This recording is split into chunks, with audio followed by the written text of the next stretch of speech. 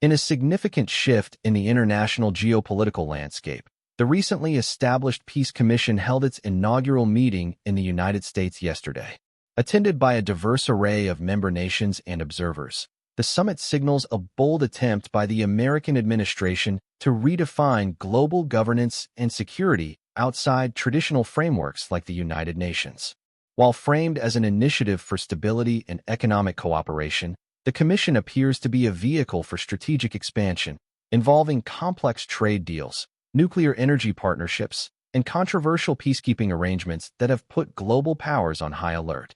The meeting categorized participants into two primary groups: official member states and those attending with observer status. Among the most notable developments was the formalization of ties with Armenia and Azerbaijan, following their recent peace agreement.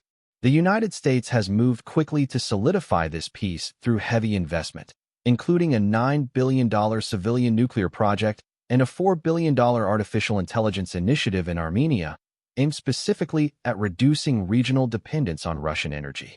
Meanwhile, Middle Eastern powers such as Saudi Arabia, Qatar, the United Arab Emirates, Kuwait, and Egypt joined the Commission, further validating the earlier Gaza Peace Committee and signaling a shift in regional alignment.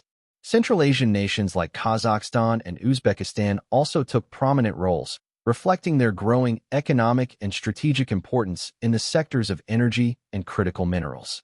Kazakhstan notably expressed intent to move toward the normalization of relations with Israel through a prospective agreement focused on economic and technological cooperation. In Southeast Asia, the Commission served as a backdrop for significant trade milestones. Indonesia signed a comprehensive trade agreement with the United States involving tariff exemptions on key exports like coconut and palm oil, while Vietnam continues to deepen ties through advanced technology projects, including the deployment of cutting-edge supercomputers and the approval of satellite internet services. However, the Commission is not without its tensions. While many European nations attended as observers to maintain leverage in ongoing negotiations regarding the conflict in Ukraine and territorial disputes in Greenland, France notably abstained, highlighting a rift in European leadership. In Asia, Japan's low-profile entry as an observer has raised concerns among regional neighbors.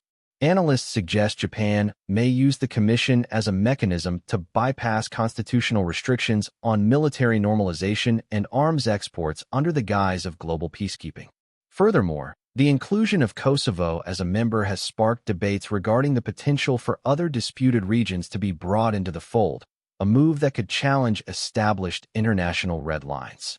The United States has pledged $10 billion to the Commission, asserting its intent to oversee and potentially reform the functions of the United Nations. While some critics dismiss the organization as a symbolic gesture, the reality of troop commitments for Gaza peacekeeping from nations like Turkey and Morocco suggests a more tangible impact. As the global community watches this new entity take shape, it remains a complex tapestry of economic incentives and strategic maneuvering, forcing nations to weigh the benefits of a new American-led order against the traditional principles of multilateralism.